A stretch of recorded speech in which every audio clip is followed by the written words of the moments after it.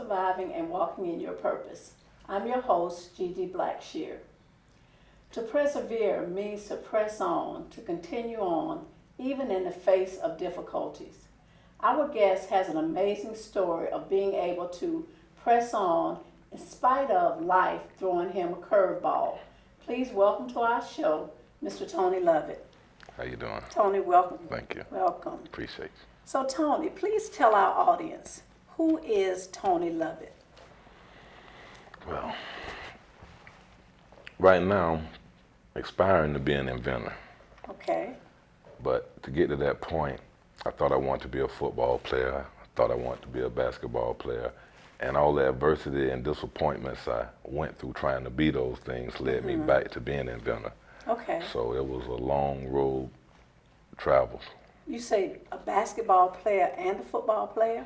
Yeah, well, football was my first love. And at the age of 10, I had an accident with my right eye. I got hit out with a screwdriver. Oh, and I have a detached retina.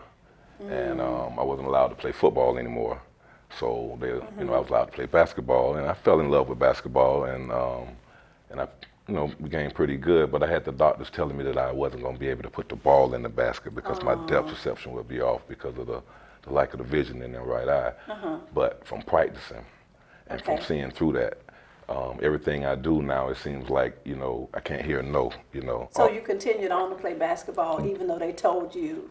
Yes, I ended up playing JV basketball and varsity basketball in high school. Okay, yes. okay. So you wouldn't let them stop you? No, I couldn't let them stop me. That is awesome. Yeah, that is couldn't let them awesome. stop me. So you shifted from, so that had to take a mindset shift, right? Right. To shift from what you thought you were going to do, Right. then, which was football, and then Right. going over to basketball, Right. and then being able to do that. You were able to press through that first no, Yes, yes. and then still be able to do something that you love doing. So that is really awesome. Right. So you said you played JV basketball. Right. And how did that lead you to doing the invention? Because I was, later on in life, I had actually obtained a 10-day tryout with a professional team. And 3 days before the NBA tryout, I was in a car accident. Oh, wow. So this is another adversity, this is Yeah, another there's another disappointment. curveball. Right. Yeah. So now I'm like, well, what in the world is God trying to show me? So basically, when I looked, I was always an inventor. I was always, Mom buy me toys, when growing up, you look around, I took it apart, so it just led me back to where I was supposed to go. So you said you had a car accident. Right. And that had to be pretty devastating. Right. How were you able to, after you had the injury to your eye, that had to be devastating, to find out that you couldn't do the things that you love to do, and then to be on another path and then have a car accident. How were you able to, what was the thing, the catalyst or the thing or the person that helped you to move beyond that? Because any one of those things could have been enough to make you stop. Right. Would have been enough to make you say, you know what, Right. everything's against me. I can't do what I love doing. Yeah. So that's just it. I give up. Yeah. What was it that made you keep going? My mother. Your My mother. yeah, the words, Your mother. those words. So Yeah. you can do anything. That coming from a mother, that's going to put a boost with your confidence that you're already seeking, That so, support system. Yeah, that was a strong, that was real strong. And she told you that you got to keep going. You could do anything you want to do. You can do anything you want to do. want to do. Isn't that awesome? And we look at, words are so powerful. Right. Just her telling you that was enough to help you keep going. Right. Imagine if she had said something else, something negative. Right. Your life might have stopped right there. Right. But because of the words that she said to you, you were able to press on and continue on. So you were able to continue to do something else. Right. So tell us, why would you want to tell your story now? Because I think, like you said, the way people use words is based on where you're from, how it's used, positive or negative, from the environment someone comes from, and you don't go around pain, under or over. You got to go through pain, and when you get on the other side, you're gonna see that that's what you was looking for, a better you, a stronger you. You're gonna see a fighter when you come out of the other side. You know, I believe that the things that come into our life, the things that happen in our life, those things, the things that we survive, those things are not necessarily for us. Right. Those things are for us to use as a testimony Right. to help somebody else. Right. Because somebody else is going to come along that may have some of the same challenges, and they don't know that they can survive. Right. But if you tell your story, then it's helpful to somebody else. Right. And the things that come into our life that don't kill us, they say those things make us stronger. So do you think you've been made stronger by your challenges? Oh, most definitely. Most Yeah. definitely, yeah. You know, life has a way of throwing us curves. Right. And life doesn't go in a straight line. Right. You know, there's highs, there's lows, there's ups and downs. And it takes that word, perseverance, Right. to keep going in the Right. face of trials and tribulations and having things come into our life that were not planned. Right, You right, know, right. we don't have the ability to always plan everything that's going to happen. But that spirit of perseverance has allowed you to continue on and to still manage to do some of the things you love. Right. So you say you decided that you wanted to be an inventor.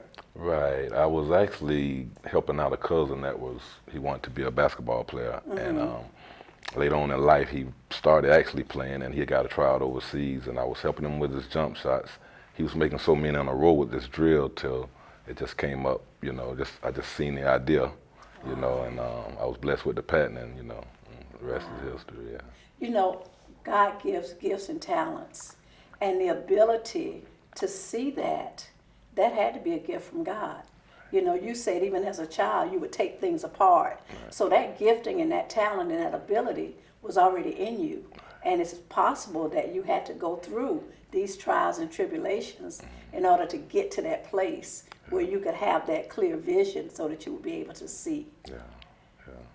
What would you say to someone that may be running into some kinds of trials and tribulations or have had their plans changed? You know, that their hopes and dreams were set on one thing, and then they found out that they were not able to do that thing. Right. What would you say to that person? Well, the patience of believing that you can obtain what you want. Adversity is going to build your character. So you're going to go through things. There's things that's not going to be right on a daily basis. But if you react to them, you know, not how you would react, but how someone else would react to, you might be stronger than that person. Right. So whatever you're going through, all you got to do is keep looking at that light and keep going forward. Yes. And just remember the tortoise and the hare. You know, it don't matter how long you get there, just get there. Just keep it moving. That's right. Thank you so much, Tony. You're welcome. We'll be back with more from Tony Lovett in just a moment. We're back with more from Tony Lovett. So Tony, tell us what's next for Tony Lovett. Well, I'm looking to use my product as entertainment to start a Stop the Violence basketball tournament. Oh, wow. And turn it into a movement where it's just, you know, where you can have them focus on love more than hate, you know, because they don't even know each other and they're hating each other. And this is what's, it's not. Yeah, so you said your product. Talk to us about your product. Okay. What is it? Well, I have the latest programmable basketball shooting machine. It's operated by remote control. It's ran manually or automatic, and it spins on a 180 axis, so you can actually practice a three-point shot or free throws. Wow. And it's operated by remote control, so it's going to be affordable for the general public. Oh, so you already have a patent on it? Yes, it was patented in 2012. Oh, wow, that is awesome. Right. And it's such a blessing that you're going to use that, not just for monetary gain, but that you're going to use it to make a difference in the community. Right. That is so powerful. Definitely. I truly believe that the gifts and the talents that God gives us, it's for us to use to help others, to make the world a better place. Right. So when you take that gift and that talent and that ability and begin to use it to be a blessing to others, then you see the blessing come back on you. Right. So that is so awesome and so amazing. Right. So Tony, how can someone that was interested in supporting your vision and supporting your invention, how can they help? Well, through a Kickstarter campaign. So if you're interested, it'll be on Kickstarter and it'll be available for you to view all rewards that I have for you if you do the Okay. product and you like the product and play it some money. Okay, and we can just search for your name? Yes. Okay. Yes. Well, we definitely want to make sure we watch for that. We want to support you. I think it's going to be absolutely wonderful. Tony, thank you so much for sharing your story with our audience. No problem. Thank you so much for coming to our show. All right, thank you. Thank you for having me. Next, we're going to hear from Dr. Mia Wilson with some additional resources. We are back with Dr. Mia Wilson. Dr. Wilson, welcome back to our show. Thank you. After listening to Tony's story, his story was filled with curveballs. The plans that he thought he was going to have didn't work out, you know, not just once, but twice. So how do you navigate when you have in your mind what you want to do, what you're going to do, what your life is going to be like? How do you manage when life throws you a curveball? What do you do about that? Well, that's a great question, Gigi. One of the things is, you know, we have in the psychology world the power of positive thinking. And so one thing is to be able to surround yourself with a very powerful network of support system. So it could be family members, because I know he mentioned his mother. Mentioned his mother, right. You know, so having family members who is like your rah-rah, your cheerleaders, and you having a mentor, somebody that is doing something that you want to do, you know, having that mentor to say, hey, how did you get there? You know, let me, you know, show me the path. Sometimes ministers can be very a blessing.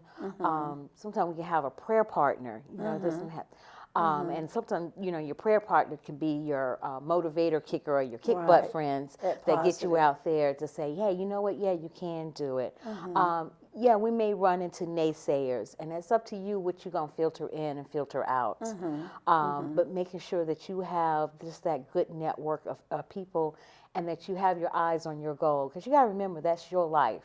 Yes. It is your life, and, you know, and what you want to do with it, nobody can turn that away, because that's your destiny. That's what your blessings are. So again, it's about taking responsibility for your own life, taking back control. In spite of the curveballs of life, you still have an opportunity to take those things and turn them around to your advantage. Right. Because you have control over your own life. Yeah. You really do. And it's important to remember that. Yes. That we are in control of our own lives. And it's also important, too, to remember that your support system is only as good as you're going to utilize it. That's a good word. And in Tony's case, his mother was an awesome, powerful support system for him. And just her words of encouragement was enough to help him to keep going and to keep moving. Yes. So we know that words have power. Yes. And we need to remember that when we're speaking words out of our mouth. Right. Dr. Wilson, thank you so much for coming back to our show. Thank you. Okay. After listening to Tony's story, we know that words are powerful. We heard how his mother spoke encouraging words to him that allowed him to keep going, even in the face of adversity. So we should keep in mind that the words that we speak have power. They have the ability to make or break another person's self-esteem, to keep them either motivated or to bring them down. Words have power. We should use them wisely. Thank you so much for watching our show.